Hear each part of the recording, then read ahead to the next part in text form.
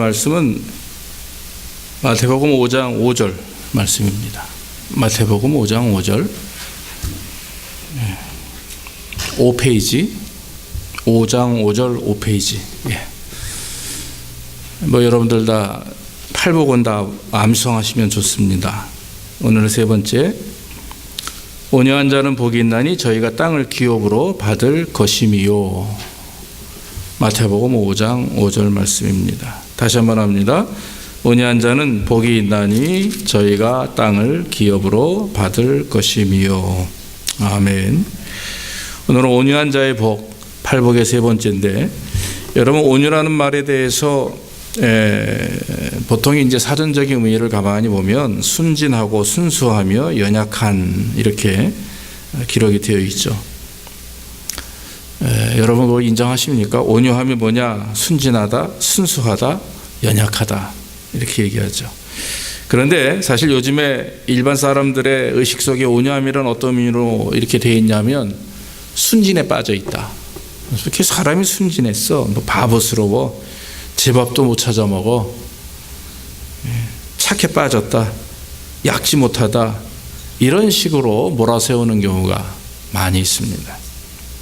분명히 참 좋은 사람이고, 그런데 세상의 어떤 이치나 돌아가는 것에 이렇게 눈치 없이 또 눈치 빠르지 못하면 에이 저 사람 착해 빠지기만 했어, 제밥도 못 찾아 먹어, 이렇게 얘기할 때가 많이 있죠. 오히려 세상 사람들은 그 사람의 의식이 박력이 있고 또 똑똑하고 강하고 자기 PR 강하고 어디 가서 뭐 속된 말로 저기 절에 가서 밥 얻어먹는다고 고기 얻어먹는다고 할 정도로 그렇게 사리 판단 정확하고 어떤 자기가 이렇게 뭡니까 챙길 것을 확실히 챙기는 사람들, 그런 사람들을 보통 세상은 똑똑하다 그렇게 말을 하죠. 예수님 당시에 이 온유함에 대한 말씀을 예수님이 하실 때에 사실 그 온유한 자가 복이 있어서 이 땅을 기업으로 받는다, 이런 말씀은 그 당시 유대인들에게는 큰 이슈였습니다. 충격이었다고 그래요. 왜냐하면 유대인들이 그 당시 원했던 것은 로마 사람들의 그런 손아귀에서 해방되는 것, 또 정치적으로 경제적으로 더 좋아지는 것, 이런 것들을 원하고 있었기 때문에 그 말씀, 온유한 자는 복이 있나니 땅을 기업으로 받는다는 말씀에 굉장한 이슈가 됐었죠. 오늘 성경 본문에서 말하는 그런 예수님이 말씀하시는 온유함이 과연 뭐냐 하는 것입니다. 여러분 뭐라고 생각하십니까? 온유함이라는 게 우리 귀에 약하고 힘없고 뭐 결단력이 없고 유부단하고 이렇게 이해할 수 있습니다만은, 그러나 여러분 성경에서 얘기하는 예수님이 말씀하시는 온유는 그런 약함이나 비겁함이 아니고, 한마디로 온유는 인간이 가지고 있는 그런 성품이 아닙니다. 인간이 날 때부터 갖게 되는 그런 어떤 순수한 성품이 아니라 그리스도로 말미암아 거듭난 사람들만이 갖고 있는 하나님의 특별한 성품인 줄로 믿습니다. 이 성품은 하나님의 은혜로 인해 주어지는 것이고, 그래서 예수님께서도 말씀하시기를 나는 온유하고 겸손하니 내 멍에를 메고 나에게 배우라, 그렇게 말씀을 한 거죠. 즉 온유함의 그 근본은 바로 예수 그리스도입니다. 그래서 온유라고 하는 말은 사람에게는 한없이 사랑을 베풀고 하나님에게는 한없이 하나님만 높이는 그런 순수한 마음을 말하는 거죠. 칼빈이라고 하는 사람이 말하기를 온유는 부드러운 태도로 살펴보면서 박해에 대해 쉽게 노하지 않고 핍박을 해도 노하지 않고 보복하고자 하지 않고 자기를 향한 악행에 대해서도 기꺼이 참는 것이다, 이렇게 말을 했어요. 그러니까 칼빈이 볼 때 온유는 참고 보복하지 않는 것, 분노하지 않는 것을 온유한 마음이라고 이렇게 표현을 하죠. 그래서 온유는 반항하는 백성들에게 보복할 수 있음에도 불구하고 친절을 베푸는 왕을 가리키는 데 사용된다, 그런 말을 했습니다. 옛날 여러분 구약의 히브리 사람들과 신약 이후에 헬라 사람들, 그리스 사람들이죠. 이 사람들에 대한 온유에 대한 관점은 약간의 차이가 있습니다. 히브리 사람들은 이스라엘 사람들을 말하죠. 구약 사관을 가지고 있는 이스라엘 사람들은 하나님을 온전히 신뢰하고 그에게 완전히 순종하며 하나님께 자신을 맡기고 헌신하는 자가 온유한 자다. 이렇게 결론을 내립니다. 그러니까 모든 대상이 하나님이에요. 하나님을 잘 사랑하고 하나님께 순종하고 그리고 하나님을 잘 섬기는 사람이 온유한 사람이다 그랬어요. 그러나 신약 이후에 헬라 그리스 사람들은 뭐라고 말하냐? 그 사람들은 이제 사람 중심 인본주의적인 사고방식을 가지고 있는 그런 사람들이죠. 그 사람들은 말하기를 온유한 사람은 자기의 모든 본능과 감정을 잘 훈련시키며 주기적으로 노력을 해서 그 자기를 지배할 수 있는 사람이 온유한 사람이다 그랬어요. 그러니까 히브리 사람들은 하나님께 순종하고 헌신하는 사람을 말하고 그리스 헬라 사람들은 자기 자신의 본성과 감정을 잘 추스려서 조절할 수 있는 사람을 말하는 거예요. 그러니까 여러분 사실 이 두 가지가 우리 안에 잘 이렇게 믹서돼야 되죠. 그처럼 지금 우리가 있는 이런 문화나 문명은 구약의 히브리 사관이라는 것과 헬라의 신약의 헬라 사관이 합쳐져 가지고 오늘날 우리 문명과 문화가 이루어진 걸 말하는데, 그러니까 온전한 온유함이라고 하는 것은 이와 같이 하나님을 잘 섬기며 하나님을 사랑하고 또 자기 자신을 믿음으로 잘 다스리는 자, 그런 사람이 온유한 자인 줄로 믿습니다. 그래서 어떤 사람은 이렇게 쉽게 얘기했어요. 바클레이도 그런 얘기를 했지만, 칭찬을 받을 때 교만하지 않고 조롱과 무시를 당해도 화를 내지 않고 하나님을 바라보며 의지하는 자가 온유한 자다, 그렇게 말을 했어요. 예수님은 온유함의 대표입니다. 나는 온유하고 겸손하니 스스로 말씀하셨던 것처럼 우리 예수님이 왜 온유하고 겸손하냐 보면 바로 그분의 마지막 십자가에 달리실 때 모습 하나만 가지고도 우리는 평가할 수가 있는 거죠. 모욕과 수치와 핍박과 채찍맞음과 침뱉음과 모든 그런 아주 모욕적인 일들을 다 당하셨음에도 불구하고 예수님은 그대로 그것을 감내하시고 다 받아들이시고 그리고 십자가에 달려 죽으셨다라고 하는 거죠. 그런데 여러분, 예수님이 평소에 성도들 때문에, 제자들 때문에 막 분노하셨어요? 그런 적이 없는 것 같아요. 성경에 그렇게 기록된 적이 없습니다. 분노하신 적이 있죠. 성전을 더럽히는 장사꾼들이 교회 안에서 성전을 더럽힐 때 분노하셔서 다 엎으시고 그 내어 쫓아내시고, 그리고 나서는 내 아버지 집은 장사하는 곳이 아니다, 너희들이 이익을 위해서 여기서 이렇게 일하는 것이 아니라 바로 하나님 앞에 기도하는 것이 내 아버지 집이다, 내 아버지는 집은 기도하는 집이다, 이렇게 말씀을 하셨죠. 그렇기 때문에 성전이 과연 무엇이며 성전 안에서 이루어질 일이 과연 무엇인가를 정확하게 말씀하셨다라고 하는 것입니다. 그래서 여러분, 예수 그리스도만이 의로운 분노로 사람을 가르치고 또 하나님의 말씀을 대변할 수가 있는 것입니다.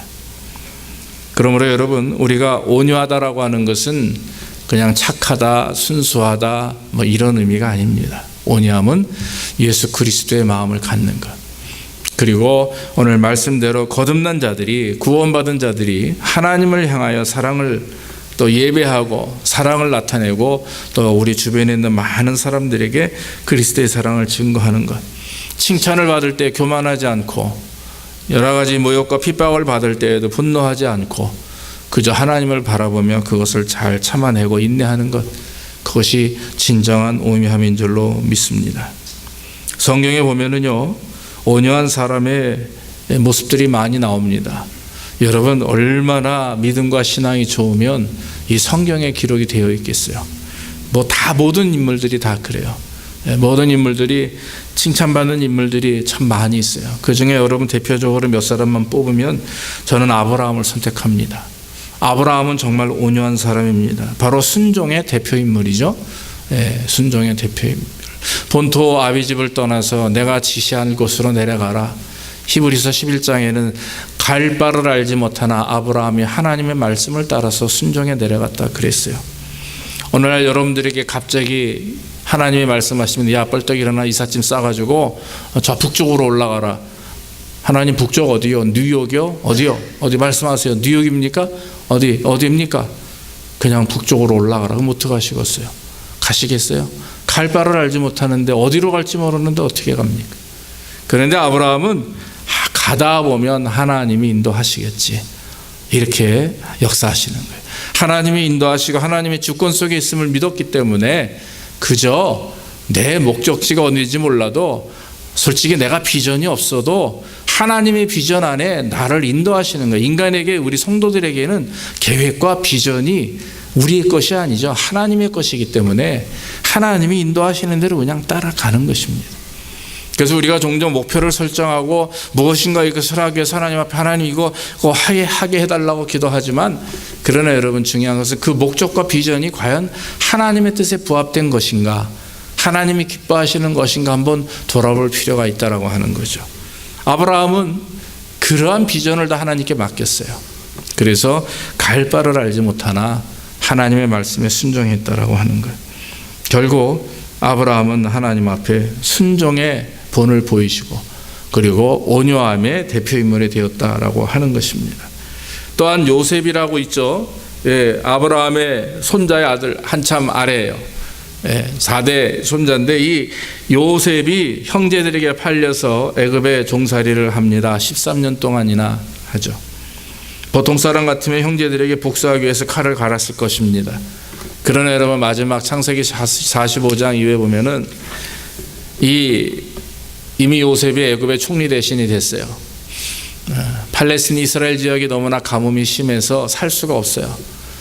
그래서 이스라엘에 있는 사람들이 애굽으로 많이 이렇게 피난을 옵니다. 근데 이 야곱의 아들들, 즉 요셉의 형제들도 애굽으로 와서 무엇을 좀 얻을까 하다가 결국 요셉이 그것을 알고 불러들이죠. 나중에 이제 여러 가지 일들을 통해서 결국 요셉이 형들 앞에서 자기 자신을 드러냅니다. 그때 형들은 두려워합니다. 왜냐하면 우리가 형제들이 팔은 요셉인데 이렇게 멀쩡히 살아있는데 이 동생이라고 하지만 이미 권력이 있고 애굽의 총리 대신이고 두 번째 아닙니까? 권력으로 마음만 먹으면 얼마든지 자기들을 감옥에 가두고 죽일 수도 있는 형편이었었어요.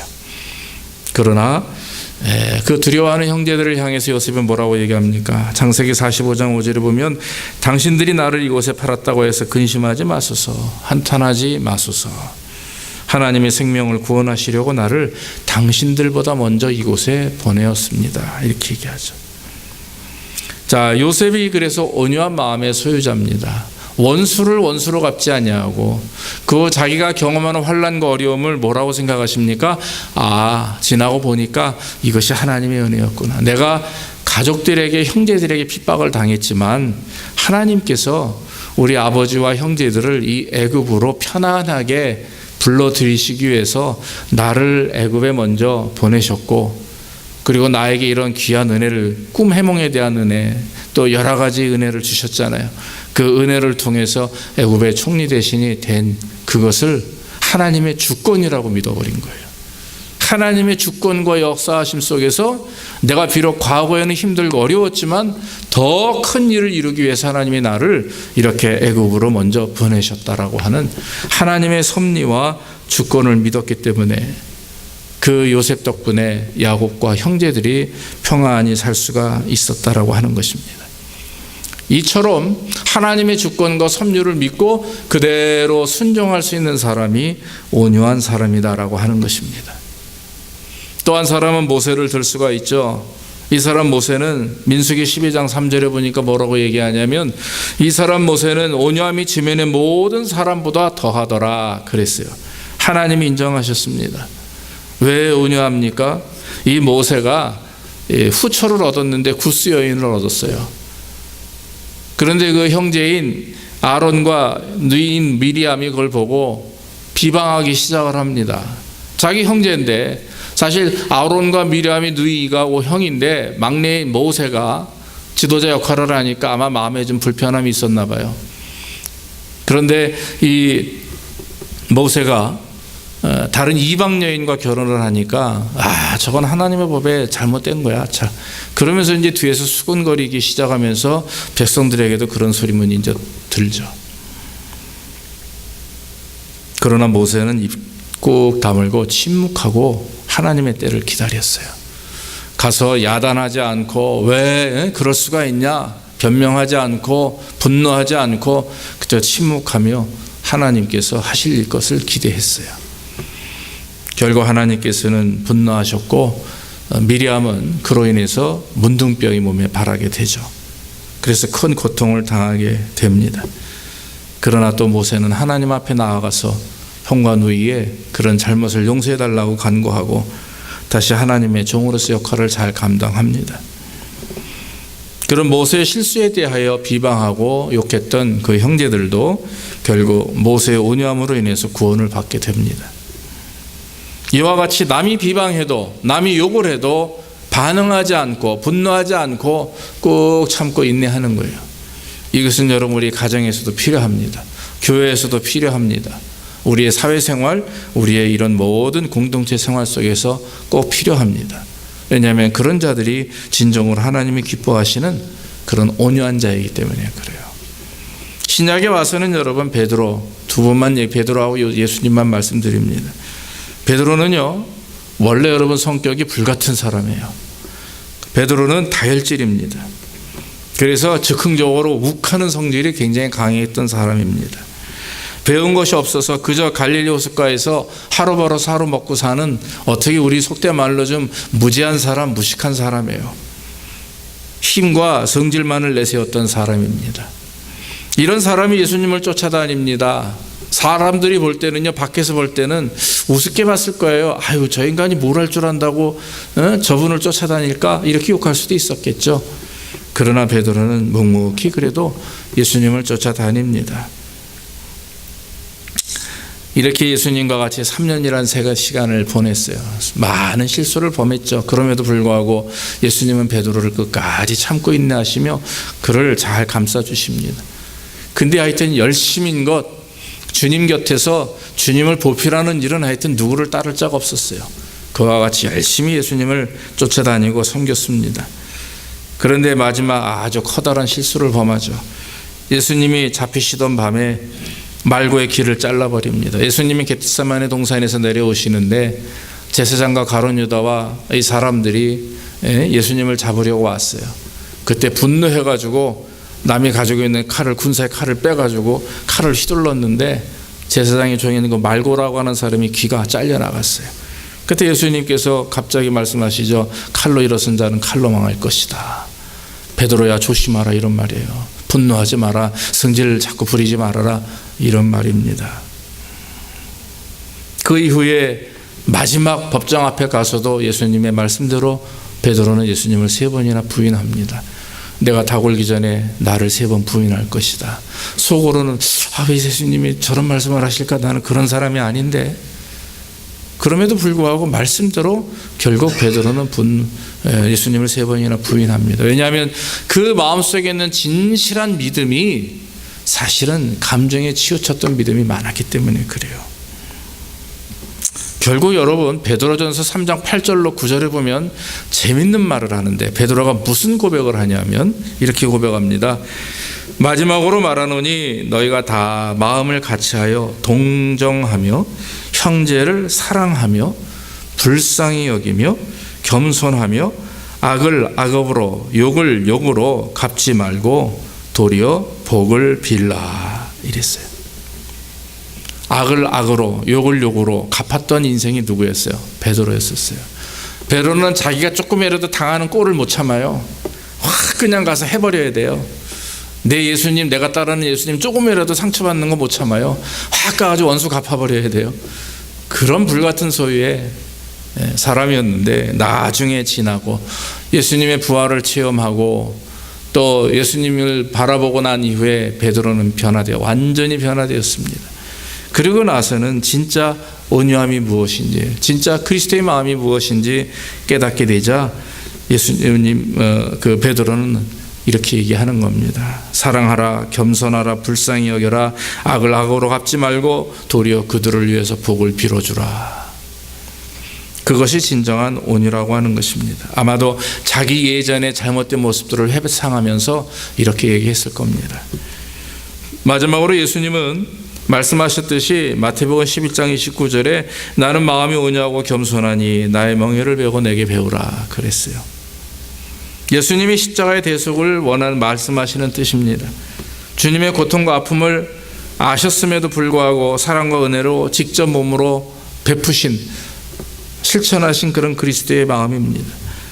빌립보서 2장 6절 이후에도 보면은 그는 하나님의 본체시나 하나님과 동등됨을 취하지 아니하시고 자기를 비워서 종의 형체를 가지고 십자가에 죽으셨는데 그것이 바로 십자가의 죽으심이다. 그것이 바로 우리를 하신 그런 예수 그리스도의 사랑이요 하나님의 구원 계획을 실천하신 그런 예수님이다라고 하는 말입니다. 사도 바울은 그 예수님이 가장 세상에 온유한 자, 즉 온유라고 하는 것은 인간이 얻을 수 있는 것이 아니라 하나님이 주시는 특별한 성품이요 은혜라고 하는 사실을 깨달았다라고 하는 것입니다.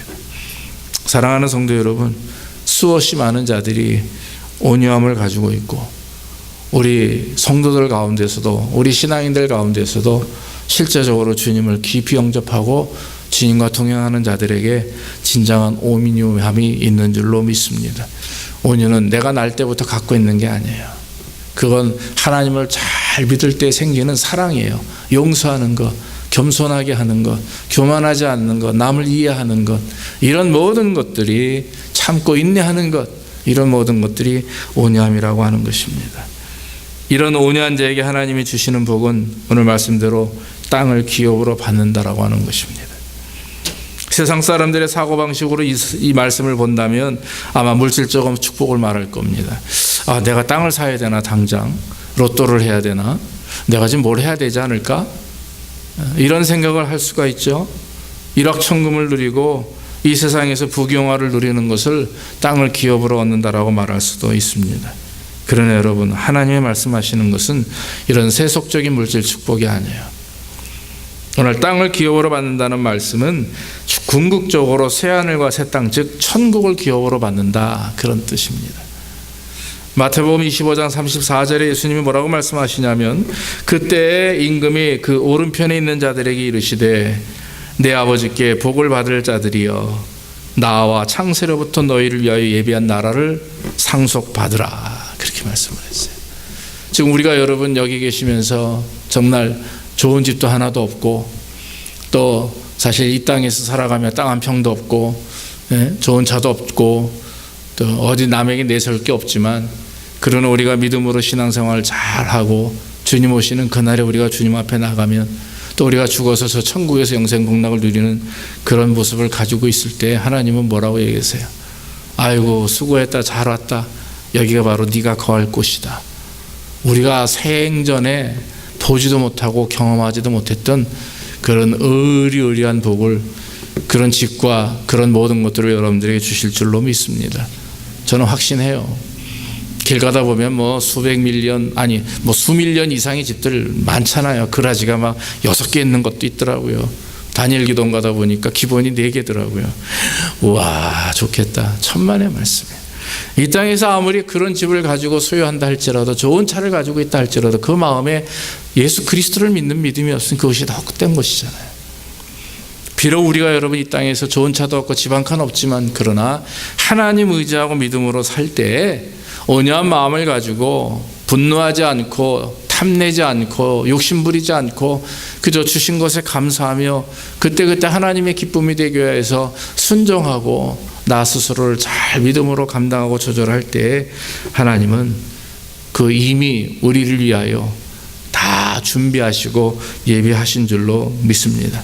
그러므로 여러분, 우리의 소망은 하늘에 있는 거예요. 우리의 축복권은 하늘에 있는 것이지 이 땅에서 먹고 마심의 배불림이 아니라 저 하늘나라에 대한 하나님의 소망이고, 우리가 자녀들을 양육하고 가르칠 때도 이 땅에서 부경화를 누리고 잘되고 잘 되는 것보다도 하나님에 대한, 하늘나라에 대한 소망을 아이들에게 물려줄 때 그것이 진정한 부모의 역할이고 성도의 역할이 되는 줄로 믿습니다.